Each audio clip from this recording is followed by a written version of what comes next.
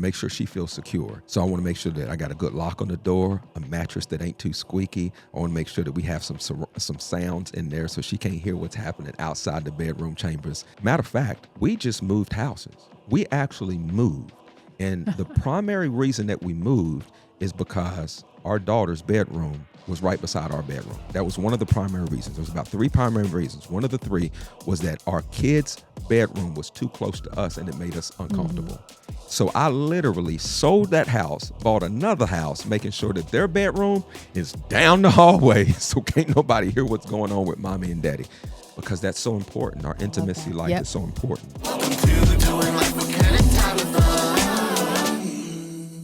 Hey, what's up, everybody? Hey, everyone. Man, you are in for a good one today. Welcome to Doing Life with Ken and Tabatha. We are so excited to be able to share some kingdom principles with you today, some things that we hope will bring refreshing and also promotion to your marriages, your relationships, and your family unit all together.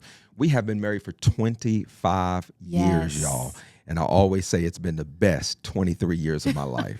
Come on, you do the math. The first 2 years was absolutely horrible, but now Tabatha got herself together and we things worked are a whole hard lot and got better. ourselves together. Yeah. I hear you. Well, I was mean and selfish and prideful. I didn't know how to be a husband. Yeah, I didn't know how to be a wife. I was depressed and just sad and trying to overcome. I had a plan to divorce her, and I was serious about it. I told my whole family, or I told my dad at least about it. I said, hey, I'm about to get a divorce. And I'm so thankful that God got hold of my heart back then, because now we're best friends. That's right. We have 3 amazing kids, 19, 15, and 13. And life is so much better together in doing things God's way. And so this is a marriage podcast, but not just a marriage relationship podcast. It's also a personal growth podcast. Yeah. And our hope is to help you grow closer to God and closer to the people that God has placed in your life.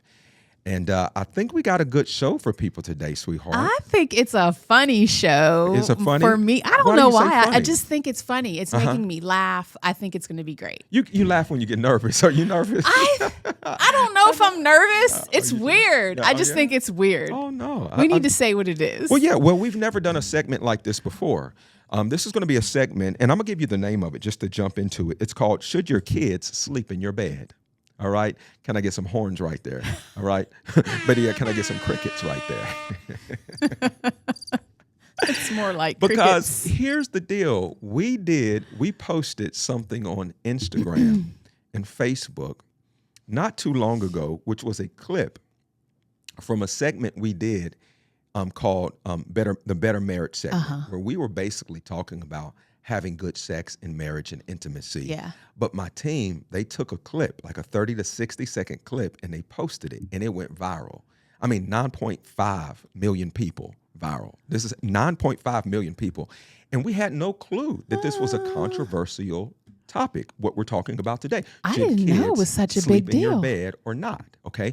And so what we decided to do, which is a little bit different, we've never done this before, is we want to kind of answer that a little bit. Yeah. And we kind of want to lean into that and see if we can get some perspective, that's godly perspective, because you really don't get the pretext to the clip. Right. But I think we should let's just start off by watching the clip. Is that cool? Yeah. Is that cool for you guys out there? Let's just watch this clip together here. Check this out. Do not let your children sleep in the place that you're supposed to get busy with barbecue. Do not let your children sleep in the bed with you. Why? Because that is the place for husband and wife to be intimate. And I feel like there's too many people that they hear this, but the baby, and the kid, they can't sleep. You got to be just a little gangster when it comes to raising kids. You do. Come on, because they will take over. They take over. And you go through that one night where you just got like, I'm going to let you cry all night. Because it's my responsibility to train you more than you training me. Too many of us have our kids training us when we're supposed to train them. As a mom, I was so sensitive and no, don't do that to my kids. We ain't raising no punks. But I knew that what you were saying was right. I knew to just like let you lead in that moment. Yeah. And that's what I want to speak to wives about, is that there are so many wives that don't allow their husband to lead in that moment. And I think that is some of the reason why our marriage is so strong after almost 25 years. And it is because I let you lead when it came to the children. We're very purposeful in investing in our marriage just as much as our kids, because we can't let our relationship, especially after 25 years, get on cruise control. All right. Wow. Interesting. What an interesting I think people clip. are mad at you in that clip. Well, yeah, okay. I know why. Uh-huh. I don't think it's right, but I Okay. think they're funny. Oh my gosh. Okay, so what do you think? So I think because you were like, let the kids cry all night. Don't leave, there's not I forget your exact words about, just very strongly, don't let your kids sleep in the bed. That's so funny. Well, I mean, actually, the pretext is this. So we do 3 services on a Sunday, and the whole thing that we were talking about is sex and intimacy, and how people get married and they start off and the sex is good. They feel good about it. But after you marry 5, 10, 15 years, there's a lot of people not having a good sex life, and they don't have intimacy, which intimacy and sex is 2 different things, and intimacy should be a part of your sex life. And so one of the reasons that we gave is because people are allowing their babies or their kids to sleep in the bed and getting in between the marriage bed. So when I said that, I was kind of joking, and I was like, turn the camera to me right here. Don't let your kids sleep in the bed, because I'm talking to our church, and there was a lot of context with it. It was a lot of pre-discussion with it. We have multiple campuses, but my team took that little clip and it just went viral. Now, what I would say about that is, number one, you can't take 60 seconds of what a person is saying and conclude too much of anything. There's a bunch of clips that's out there from everything about everything. You really got to dig in a little bit deeper. Yeah. But to me, at the same time, it was still truthful. Yeah. There's some perspective. What else do you get before I jump out of it? Because I want to read some comments too, and we're kind of going. Oh, I want another comment. Yeah. No, go ahead. Well, I don't pay attention to the comments, honestly. If the negative things, I really don't pay attention. But I mean, I thought it was a good clip. I think what I liked about the clip was that it gives a different perspective. Yeah. And when we were talking about the clip, like what we were talking about was over our 25 years of marriage and how we raised 3 children and none of them have ever slept in the bed with us, but our sex life has remained strong and we still love each other and we still like adore each other and are looking for the next 50 years of life together. That says something. So we're saying, hey, this is what we do. Maybe it'll work for you. Can I get some applause right there? Can I get some applause? That is our calling. Our calling is to say we don't know everything.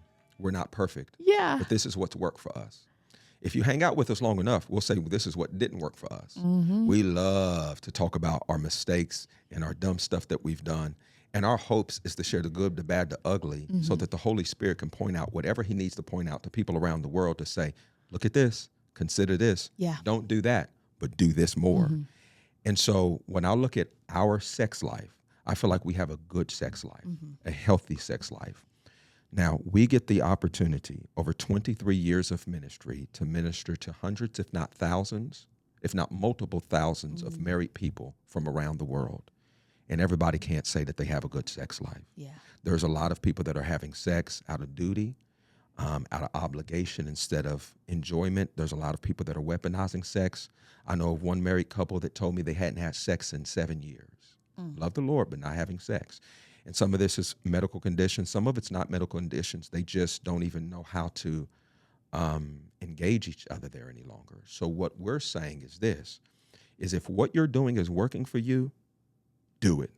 But if you ever want something better, we're going to try to help you get there. And maybe we can't, but maybe we can. And especially for young couples who don't have kids yet or in the throes of, having children, this might be something that you want to This might try be out. a game changer for you. Absolutely. All right, here's some of the comments. Are you ready? Are you ready? Are you I ready? don't know.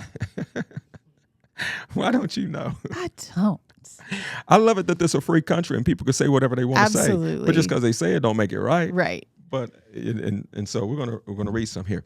This person commented, for thousands of years, parents have slept in the same bed as their children. We did it with our kids for the first 2 years for each of them, and we loved it. They felt safe. We didn't need a monitor or anything, etc. There was a couch in our bedroom for barbecuing. Laugh out loud. Worked out just fine for us. Somebody else said, kids aren't kids forever. Enjoy every single moment. I don't agree with them at all. Oh, Lord. This one wrote a lot. She says, would husbands get gangsta and let their wife cry all night if she expressed that she needed some human touch or connection? Of course not. That would be considered unloving and unkind. Someone even label it as emotional abuse in a marriage. Then why do it to our children? They need just as much human touch and connection as we adults. Couples can always let the child fall asleep next to you and then put the child in their own bed after they fall asleep. We've done that many nights. That way the child's emotional needs get met, and then now the adult's needs can get met. I love y'all, and I'm a faithful listener. This is another one. But my babies will sleep with us until about 3 or 4. It is what it is. Our youngest is going to be 2, and he may well be our last. So guess what? We're going to enjoy these years, and co-sleeping is it. Here's another one. A little too extra for me. Those moments with our kids being little and snuggled with us is just for a short season. My husband and I absolutely love it when they come to us in bed. We have our moment too, and we'll always, but being that little is just for a little while. To each their own, but this isn't something I would preach to others about what to do and what not to do. I get the point is about creating intimacy, but this was a little extra in my opinion. This person wrote in and said, it ruined my first relationship for sure. My second husband, we have strict boundaries, and our 2 babies are crib babies and are totally healthy and well rested. This person said, my girls slept with us and they are amazing young women now, and our relationship didn't suffer because of it. It was the best decision for us. It made us together, made together, but everyone has an opinion and can do whatever they want. And then somebody wrote in and said, okay, so let me get this straight. You need your wife in bed with you, cuddled, warm, and making you comfortable. Meanwhile, you expect a newborn to sleep alone. If it makes you uncomfortable, imagine how it makes a newborn feel. I'm honestly so glad that my husband loves our new children asleep with us for the first few years. I'd be heartbroken if it wasn't on the board. Okay, now we can go on and on with this, but let me see. Wow. I think my team might have sent me over a few more. Here's a couple on the other side. Okay, y'all ready? Y'all good? This person, they commented and said, as a pediatrician, this is what I tell all new parents. Get the kids out of your room as soon as possible. Better marriages make better parents. This person says, it's likely that many of those who are strongly disagreeing have relationships that are lacking because y'all are missing the entire point. He didn't say never. I think he's saying it can't be a habit because it impacts intimacy. And she's right. Children will take over and the marriage will suffer without intentionality. This person says many couples will disagree with this, but what I know is that kids adjust and learn. When we had our first, it was a struggle to let her sleep in her cot, but I had to do it. Also because I'm a light sleeper, movement wakes me up. The only way I could get enough sleep is when she's in the cot. So that helps. And when our baby cries, my husband can pick her up and just let me get enough sleep until she's adjusted at 14 months old when I stopped breastfeeding. Here she could stay in a room all by herself, but I hear women complaining that their 4-year-olds can't sleep in a room alone, and it's all about upbringing. Train up a child in the way they should go. This person wrote in, and maybe this will be my last one because it goes on and on. Keep the bedroom sacred. A best friend told me before we had our first, best piece of advice I've ever been given. Our room is our solace. At night, we decompress, where we are intimate. A lot, ha, ha, ha. If I had my 2 or 4-year-old, that wouldn't be very much fun. Intimacy comes before the kids, because without intimacy and closeness, we start to forget that we're madly in love. My wife comes first, before our children. Wow. It goes on and on. Okay, Lord Jesus. I'm shocked, all right, because I haven't heard those responses. Okay, I have a lot to say. What can we say? Go. Okay. Ready, set, go. So Let's go. woohoo. All right. Now, I think, first of all, I'm so surprised. Okay. I'm so surprised that people, for years, your children sleep in the bed with you. Oh my goodness.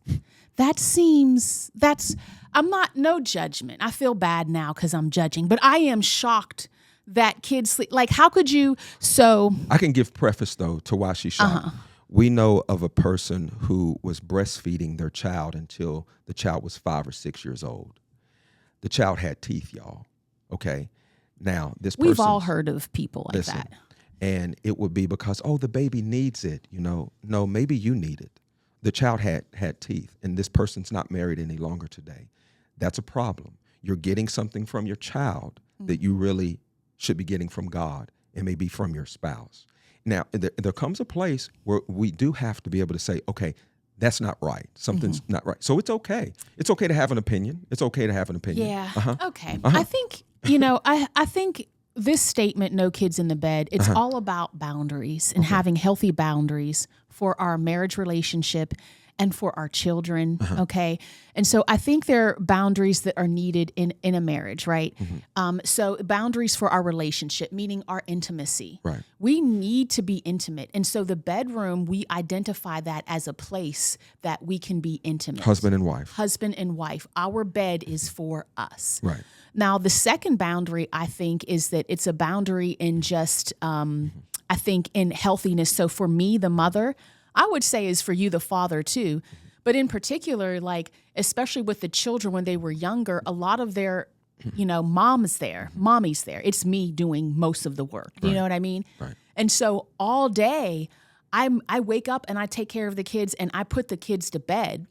I had, routines that we can talk about later to where these kids looked forward to going to bed every single night. And I looked forward to putting them to bed every single night because mommy wants to rest. Right.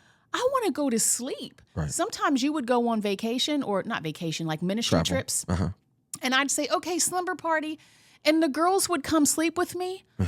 I stopped doing it because they would start with their head up by me. They're down, their head's down at the floor, and they're kicking me in my face with their feet. It was outrageous. I didn't like it. Right. It was, I couldn't sleep at night. And so I think there's, just for my sanity as mom, them growing up every night by 8:00, they were in bed. And guess what mommy got to do? Mommy got to go take a hot bubble bath, read a book, or do whatever I wanted to do, or have some time with daddy where the kids weren't there. Yes. So number two, it was a good boundary for my life. Right. How many moms do I talk to and it could be yourself, like you're just done because there's no time for you. You do everything for everyone else all the time. But this was a boundary for us. 8:00, the kids are asleep, and that's mommy's time. One of the best decisions that we've ever made in our parenting is to have a bedtime where our kids go to bed at 8:00, 8:30, and then we have husband and wife time. That's right. At the end of every day. That doesn't mean that we have sex at the end of every day. Watch a movie together. Time together to remain Talk friends. together. To be intimate or to be... eat some ice cream, cake. Yeah. I mean, just hang out together. Yeah. So my whole thing with this is this. We've been married for 25 years. We have a very, very, very good sex life, a very, very healthy sex life. We didn't have it in the beginning, the first 5 years. We actually had to learn how to be intimate and to have a good sex life. And there are principles that we teach. If you look through all of our stuff that we've taught, you will see some of those principles. Not everything, but a lot of things. What I really believe about this is that the Bible does not tell you, thou shalt not have your kids in the bed. The Bible doesn't tell you, thou shalt have your kids in the bed. So you have liberty to make every decision that you want to make. But just because you have liberty to do something doesn't mean that it's wise. The Bible is not very clear on a lot of things. It doesn't tell you where to invest. It doesn't tell you what to do with your 401k. It doesn't tell you what neighborhood to live in. So we have to have the multitude of counsel where there's safety. Now, if you guys are listening to us, it's because God's divinely connected us, and I believe that we can add a level of perspective, hopefully, to at least, by people. People seem to really enjoy our perspective on things. I would say the advice that we're giving you, for us, we've never, not one time ever, no kid has ever slept in the bed with us. I'm not saying that they haven't had slumber parties when I'm away. I'm not saying when we go in a hotel, we didn't end up in a little bitty bedroom. I'm like, oh my God, why are y'all all around me? I'm not saying that. I'm not talking about a law, but I'm saying as it relates to the discipline, the bed chambers is for mommy and daddy. Our kids know to knock before you come in so you don't be rudely surprised. They are trained. They are completely trained. I have teenagers. I have a teenager that last night, 15, last night was asleep by 6:30 or 7, because they get up at 5 in the morning, 6 in the morning. And so they didn't have school today. And they was just like, you know what? I'm about to go to sleep. But our kids, everybody will be, other than one of them might play video games a little bit late. But for the most part, everyone else will be asleep. They have healthy sleep habits. They don't need a night light. They want the lights out, no TV in their room. They will all go to they've sleep. known is that they have their own space to go to sleep in without devices, without TVs. and mommy and daddy's bed ain't none of it. Yeah. So, I mean, there's so much we could talk about this. Go ahead. I want to talk about this part, the Okay. benefit to the kids Okay. of sleeping in their own beds. And so I was kind of shocked at some of the responses in saying that their kids it's like, do you not put them to bed at night? They just automatically go to your room? Or I know some people I talk to, they put them in their bed and then every night they get up by the middle of the night and they end up and That's you just crazy. let them into bed. Like those things didn't happen for us because it's like as the parent, we set the rules. Right. We say what goes and we tell them what's normal. Right. So our kids never got out of bed in the middle of the night and came to our room unless if they weren't feeling well. Right. Like, Mommy, I don't feel good. Then I get up and I care for them, Right. And so I think we set the norm for our kids and it started as a baby. We brought the baby home from the hospital. I slept in my bed. We had a bassinet next Beside to the the bed bed. for the first couple of weeks because that was just easy. Breastfeeding. It was easy. The baby turns over. You want to make sure that the baby's safe, not rolled over onto their face or something like that. So we got a bassinet. What we're doing, from the beginning, we don't want our baby to get used to the smells of our bed to where they Right. only sleep when they're in between us. Now, Right. once again, the comment is not about what's best for the baby. That's secondarily. It's what's best for our marriage first. It's what's best for our intimate life and sex life. And it's also, some studies would show even I what's would good argue for the that, baby. I argue the difference is that, that's why doctors write in and nurses write in because there are people who roll over on their babies Right. because you're sleeping. I don't trust myself. I mean, it's just me. I'm going to go to sleep. I don't trust myself not to roll over on my baby. Well, it's not That's just a that. big statement. It's also, but you can create a level of codependency that's unhealthy. Oh, yeah. So the comments, if you think about it, and once this, okay, if you have a healthy sex life and you enjoy it, you can do whatever you want to do. But think about this for a moment. What a lot of the comments are saying is that I only have them as a small child for a little bit. I want them to be able to, feel safe and so forth and so on. So it's almost like it's really not about the baby or the child. It's about the parent and what they need. They only have a small kid for 2 years, 3 years, so they want to feel this closeness. But you can feel that closeness in different ways. We're very close to our kids. yeah, we cuddle on the couch and watch TV. Is that what you're? No, I was going Okay. to give it to a girl. God, Go ahead. Go ahead. So what I was trying to say is that you can create a codependency for them early on to where you are imparting thoughts that they need you to be comfortable. We teach our kids from the beginning that they need Jesus to be comfortable. They need the presence of God to be comfortable. Right. We teach them to overcome fear. So some of the comments is like, well, what if they're afraid and you want to be with your wife? I don't want to be with my wife because I'm not afraid and I need to cuddle like it's some need for my life, like I'm dependent upon you. I just like you. The two have become one. Well, So go ahead. I mean, so like the focus, when you focus on the kids, I think it is healthy for the kids to be in their own bed because we train up a child in the way that they should go. So we're teaching them not to grow up and be a big kid and need to sleep with mom and dad, but to be their own person, a child of God. And so with our children, what we found is that we hardly went on vacations when they were younger because they couldn't sleep in someone else's bed or some other place. They needed to have their own place to sleep in. They needed quietness because that's the comfort that they had. So we built up for them starting in the crib and into 2, 3, 4, 5 years old. They never had an expectation or a desire to go in mommy and daddy's room. Their emotional needs were met as well as their individual needs as a person. So we had 3 kids and each of them have their individual needs. So like they each had their own bedroom. Thank God we were able to be blessed. You each have your own bedroom. They had their own beds, their own pillows, their own bed sheets. They had a little, humidifier in their room that I put oils in. They had little night lights at times in their rooms. And they craved for, just like I go home and when I get in my bed is set a certain way. It feels good. when I lay down in my bed. Our children feel the same way. They have long days, and at the end of the day, they felt good. They wanted to go into their bedroom. And sometimes, we would be on the couch watching TV and they would be falling asleep and we're all snuggled up together. We kiss and hug and say, I love you so much. You know what I'm saying? But when it was time for them to go to bed, we all want to go to, we ain't trying to sit here on this couch laying up on top of each other. Let me go to my bed. And so we would go to bed. We say our prayers. We brush our teeth. We wash our face. We have routines. Everyone was happy. There was no getting up in the middle of the night and going to somebody else's room. There's no expectation for that because we as the parents made them feel good about this is your space. Right. This is your bed. This is what you're supposed to do. This is mommy and daddy's bed. This is your sister's bed. This is your brother's bed. They do what we tell them. Yeah.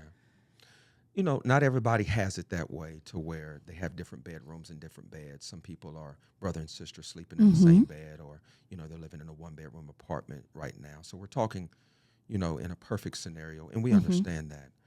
But I think that, I don't know, I was wanting to kind of let's talk about us. So for us, let's make it real practical. Let's unpack it for people, because I believe that people are wanting to know what we did. Mm-hmm. So we brought the baby from home. There would be a bassinet by the bed for about 2 or 3 weeks. Then we would put the baby into their room with a monitor. Mm-hmm. Back in the day before video monitors, we have a sound monitor. Yep. And so the baby would happen. Sometimes you would jump up. Sometimes I would jump up. We would take turns. We would nurse and breastfeed our babies. We tried to go a year for each of them. Some of them would stop a little bit shorter than that, but we try to get to a year of just nursing or so on. So they would have a video monitor or a sound monitor, and they would begin just to love their bed. Mm-hmm. There was no sense of loss for a baby. There was no sense of fear for a baby. Fear is something that comes from the outside, and a lot of fear is taught. Right. The fear is passed down from generation to generation. Mm-hmm. We decided to break the curse of fear, and that no weapon formed against us shall prosper. Angels are encamped about us to keep us in all our ways. Right. So there was no fear of putting our kids in their own bed, and there was no fear for them. Right. And when it came to fear, we guarded them. Mm-hmm. Certain TV, just because it was a cartoon, they didn't watch some Disney cartoons because there was, I remember it was maybe Princess Tiana or something like that. A Disney movie came out. Mm-hmm. And there were little ghosts and things in the movies. Mm-hmm. Our kids didn't watch it because that was scary to them. Right. I'm going to put you in bed and you're going to go to bed. I don't need you thinking about ghosts coming out of the walls and stuff like that. And so we protected them from even those things, those little subtle hints that would allow fear to come into their lives. And I also think that, of course, it's natural at some point, 3, 4, 5 years old, a kid's going to have a nightmare. It's going to be afraid of something. Mm-hmm. But we always teach our kids the scripture in the Bible. No, Claytors don't have fear. We walk by faith and not by sight. Come on, let's pray. We come against fear. We come against this, that, and other. Put them right back to bed. Mm-hmm. We don't allow that fear to drive them to our bed. Yeah. We teach them how to overcome those things right from the beginning. Mm-hmm. And so I am extremely happy with how our children have developed. They are independent, but still loving. They love each other. They love us. I would recommend this to anybody. So I'm happy to say and stand beside this statement 100% that we have never allowed our children or babies to sleep in our bed. Mm-hmm. Here's the reason why. The reason why is because the marriage bed is for the married couple. And the number one relationship that's in the house is the husband and wife. The reason that the divorce rate is at 50% is because many people have kids together. Then when those kids grow up and they leave, they have more love for their kids than they do their spouse. So when they become empty nesters, many couples are looking at each other like, who are you? So they're getting divorced at 20 years, 25 and 30 years because they have not fostered this intimacy with each other in their child-rearing years. It all became about basketball, volleyball, karate. I'll do anything for my kids, but you won't do that for the one where the Bible says the two have become one flesh. Yes. We have to protect our oneness, protect our sexuality, protect our intimate time. And one of the ways that we do it is that 8 o'clock, everybody's done in our house. That's right. Then it becomes mommy and daddy time. And honestly, if I was even speaking from a perspective of we do things in our bed that we don't want our kids sleeping in. You know what I'm saying? It's not we have people come over and help wash things and things, but like that's not an everyday thing. Like that's not a place for children. It's really unless you're not doing nothing. I don't know. You know what I mean? Like it's just. Can you talk to any of that? Yeah. To me, it's inappropriate. Like it's inappropriate to be up in our bed. Like you don't need to be in here. We do stuff in here that you don't need to. It's inappropriate. And we do what married people do. If you don't do what we do in the bed, then it might be appropriate. That's fine. Yeah. But we view, because obviously there are people out there that the bed is the family. That's all. The family gets in the bed and do it. We say that this bed is the marriage bed. This is the marriage bed. This is the marriage and bed. so that's for married people, mommy and daddy. Well, yeah. I always say, the bed is not where kids sleep. It's where we make kids. Come on. Now the couch, the family room couch, that can be for the family. That's where we snuggle. That's where we hang out together, all day long. But the bed, mommy and daddy. We make babies. We don't. Babies don't sleep there. We make babies. But you know what I hear a lot of with women, especially. I feel like a lot of fear with women. I can talk to that. Understand where that comes from. Like women who say, "Oh, well, I can't leave my baby alone." What if they're afraid? Well, that's a whole other thing. Kids, they know what you taught them. That fear is taught to them. They shouldn't have a fear to be in their room. But I think the fear isn't on the kids that they're afraid. It's us as mom. We're afraid. And if you really think about it from a different perspective, like I put my child in their room in my house. I set up that room. The crib is right. The blankets are right. Everything in there, the temperature's just perfect. Everything is perfect. There's nothing that's going to go wrong in that room with my child. So the fear is coming from me. Like the child is okay. And I think that, you made a statement like, let the kids cry all night. We never let the kids cry all night. They never cried all night. Sometimes they cried. Sometimes we had to let them cry for 10, 15 minutes. But they just, there was never that thing. But I mean, I was more so talking about, when our oldest, she wouldn't go to sleep without a bottle. And then we made a decision to kind of take away the bottle, even if she was. It was the pacifier. Was it a pacifier? Yes, it was the pacifier. And then we just had to make a decision. You are too old for this pacifier. Even if you cry all night, we're taking it away.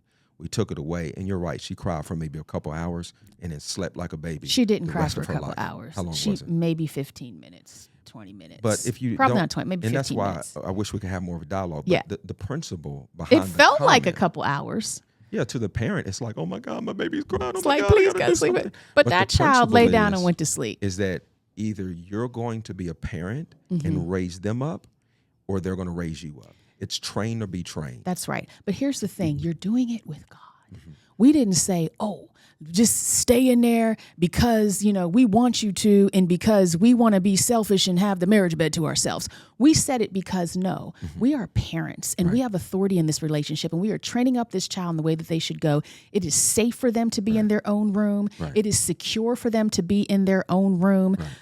It develops all types of things on the inside of the child for them to have their own individual life, outside of, mommy and daddy, you know what I mean? Yeah. Age appropriate. But anyway, but God was with us. Yeah. And so our children are not, I had to get it in my mind that, my baby's sleeping in this room in the bed. But ultimately, I can't be there the whole life. I can't be there 24/7 with my child. God, I trust you. Okay. This first and foremost is God's child. I am stewarding this child in the earth. This is a child of God. Yeah. And I think that because then it becomes hard. At one point, you got to make this decision because the kids are going to have to go to daycare or preschool. The kids are going to have to go to kindergarten. They're going to have to go out to, college, all of these things. And these are steps that we're making. But you have to decide from the beginning that I trust God. That's really good, baby. I trust God. I trust God. I think too many times parents raise kids instead of raise adults. Yeah. So when people say, well, they're just going to be small for this amount of time. Yeah, that's a true statement. But I'm always trying to raise emotionally healthy adults. So at 2 years old, 5 years old, 10 years old, I'm trying to speak to them and live a life before them to where they're going to be emotionally strong, free from fear and bondage when they become adults. Yeah. But really, and let me just talk for a man, and I don't know if any man can amen me on this. As a man, I thank God for everything that we're saying about being over fear and what it does for the development of our children and being in another room. I don't want a kid in the bed when I want to be with my wife. Like, I want to be able to roll over and grab a boob, grab a booty. I want to be able to do whatever I want to do. It's my wife. It's my bed. You know what I'm saying? I don't want to have something in between us. There's too much that's coming in between couples nowadays. Work is in between couples. Finance is in between couples. What's on social media is I don't want another child. That's a child in between us. Like, even right now, coming through menopause, as we get older, we have different obstacles that we have to overcome. I'm okay with overcoming those obstacles by faith. I'm not going to go and put another obstacle in between us. And I love my children with every fiber of my being. I would take a bullet for one of them. I mean, you know what I'm saying? Like, I'm using it so that people understand, like, this is not a lack of love and care. This is a priority on us. I'm not falling into statistics of I'm married and we just together, you my ball and chain, because we don't have sex, we haven't had sex, we let the kids, we all about our kids, but we don't know. That's just not going to be me. Yeah. So I have a few principles that I would share with our audience as we end this. Would love to hear what you guys got to think. The comment section is open. Go ahead and talk it out. But be nice. Yeah, be nice. There's no need to debate. You really can't change people. Some people can hear from God out of this, and some people will be like, nah, this is what we want to do. That is your prerogative. The Bible does not say you have to do this and have to do that. That's right. But here you go. We talk about sex often. Here's a couple principles that have helped us have a good sex life, okay? It's part of our consistent conversations. We do family meetings every week, bi-weekly. Every single meeting, how's sex between us, scale of 1 to 10. You need to start talking about sex often. And I would challenge the wives. Ask your husband, how is the frequency of sex, scale of 1 to 10. How do you feel about our babies or our children sleeping in our bed? And ask that question vice versa. And if everybody's good with it, well, you do you. Number 2, we prepare our bed chambers so it's good for sex and intimacy for husband and wife. And you can speak to this one a little bit. We do stuff like we put locks on the doors. Yeah, because the last thing I want to have on my mind is, like, is there a child that can hear me? Is the bed squeaky? Is somebody about to come in the door? That I don't. That's Mama a needs mood security. killer. Mama needs security. She has bionic ears and eyes. So I want to make sure that I got a good lock on the door, a mattress that ain't too squeaky. I want to make sure that we have some sounds in there so she can't hear what's happening outside the bedroom chambers. Matter of fact, we just moved houses. We actually moved. And the primary reason that we moved is because our daughter's bedroom was right beside our bedroom. That was one of the primary reasons. There was about 3 primary reasons. One of the 3 was that our kids' bedroom was too close to us and it made us uncomfortable. So I literally sold that house, bought another house, making sure that their bedroom is down the hallway so can't nobody hear what's going on with mommy and daddy, because that's so important. Our intimacy life is so important. So we prepare the bed chambers with the right lubrications, the right sounds, the right covers. We create it like a spa. It's almost like an end of the day getaway for mommy and daddy. Come on, somebody. Number 3, we practice good hygiene. All right, washing hands, showering often. Yeah. You know, I'm always an inspector of my own breath. I'm like, oh man, I hope my breath is fine. I hope my breath is fine. And it's always this continual thing that I want to make sure that I have good hygiene. Yeah. Absolutely. Number 4 is we continue to grow in this area. So when it comes to sex, I want to listen to podcasts about sex. I want to read books about sex. I want to have intentional growth, no cruise control, because cruise control is how some people, they start off really good, but by year 10, 12, 15, 14, then you got to keep the pedal to the metal when it comes to having great sex between husband and wife. And the last one is this: we do not allow our children to sleep in the bed with us. We just don't do it. And if I was a mentor to someone, a spiritual father or mother, I would advise, listen, that's not going to work in the long term for your marriage. Yeah. Okay. Now, I don't know the ages of the people, you know, if they were younger people, and maybe, you know, what you think is good for your marriage when you have a 1-year-old and a 3-year-old is not what you think when you have a 15-year-old and an 18-year-old. It just ain't what you think. There's some times where you feel like you need to do this for your kids only to find out later that wasn't good for my marriage, though. Wow. And so I would love to know the ages of people. And I'm sure there's somebody like, yeah, we did that. And here's another thing to the comments. Just because you did it doesn't mean that it was the best thing to do. Right. Oh, I did it and my kids turned out great. Okay, that's not what we're talking about. Just because you did it, was it the best thing to do for your sex life and your intimacy life? Or your health. Or your health. Were you sleepy every morning? Yeah. Did you go to, So, I can't imagine getting a good night's sleep. I mean, How big is the bed?